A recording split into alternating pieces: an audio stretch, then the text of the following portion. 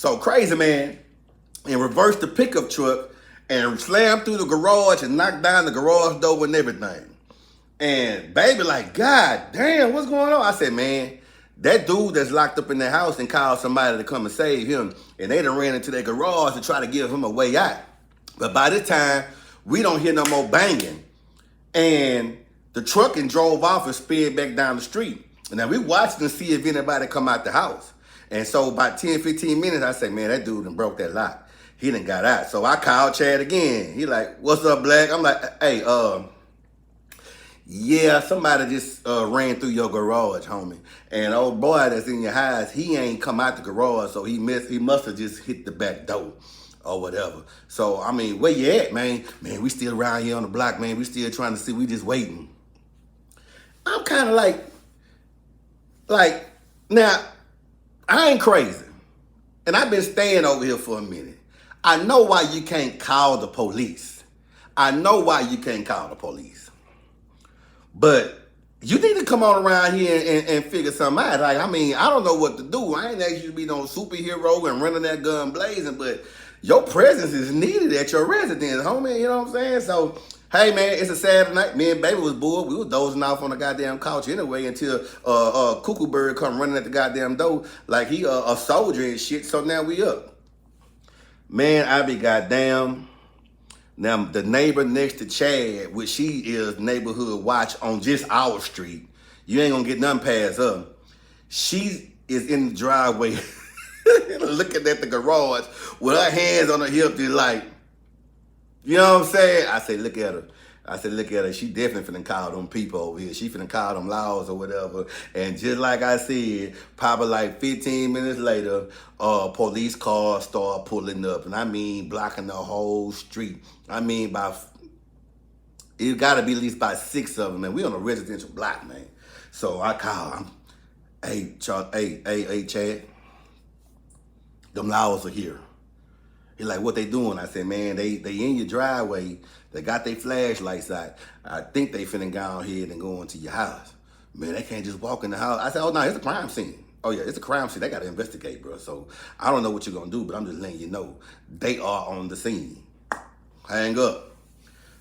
So Ron T wife is calling him back like, you need to come home, man. Get out that shit. You ain't supposed to be in the hood anyway. And so now in my mind, like, Ron T could have left. He like, man, I don't want to go out there and them laws say something to me. I said, you ain't got to talk to them laws, man. You could just walk out the door and they ask you, do you know what's going on? Just like you just say you don't know what's going on, get in your shit and go. He like, man, I don't know, man. I don't need them talking to me. I don't want to, like, just overdoing it, man. I don't need them asking me anything, bro. And I'm just like,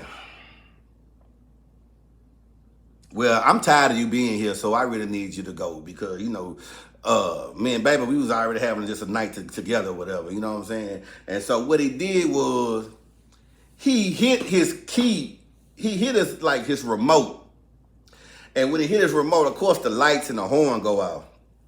He acted like it was an accident, but I think he wanted to go out there and you know what I'm saying? I think he wanted to be in the mix. He like, damn, man, I done hit my door, I done unlocked my door on accident. All right, I'm going to play along. Man, you might have gone ahead and gone out there, bro. Gone out there, get in your car and gone on about your business, man.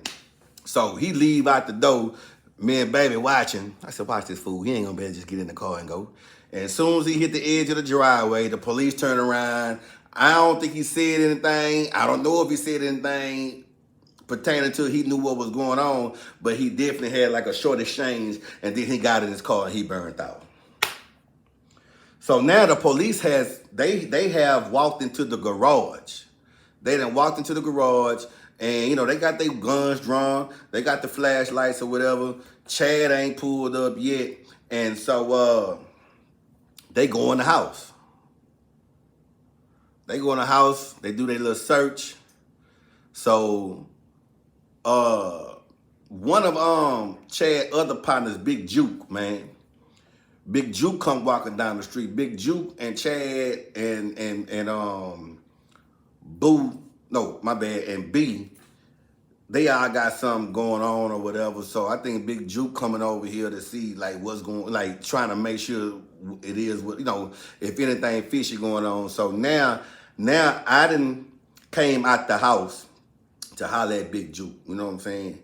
And he asking me, I'm telling him what I done seen and shit. And then finally, Chad pull up. So Chad pull up, but he had to stop, like park on the street like 2 houses down because the police had all this shit blocked out. So when Chad pull up, he walk over to, his house and to the officers. I don't know what the conversation was. They going back and forth, they talking. And then Chad go in the house with him. And then when Chad come back out the house, he in handcuffs, man. They took a folding chair out of his garage and set it at the edge of the driveway and set him in the chair handcuffed. And then they just start bringing shit out the house. Now I ain't gonna say what they was bringing because I couldn't see it because it was in containers and shit like that. So I don't know what was in there. I ain't gonna get to speculating or criminating or none of that shit. But you use your imagination. Big Juke sitting there talking about Chad, what they talking about? Chad ain't saying shit to him. Like Chad keeping his mouth quiet about what they do, what's going on, what they doing. Chad acting like he don't hear. So I'm like, yeah, boy, be quiet, don't say shit. Yeah, don't say shit. Man, and then out the blue, now it was a car parked, like kind of like in between Chad's house and his neighbors. And then some girl come walking from around the corner. Now, over here, and this time of night, it's really not normal to see some random female walking around the street, around the corner, and then just jump in the car. Her car just happened to be like right where the police had stopped parking, so she was able to bag out. And so Big Juke like, hey man, that car don't supposed to be here. And I'm like, nigga, how you know? I stay on the street. You ain't even from over here. Like, how you know? He say, nah, Black, I'm telling you, that car don't supposed to be here.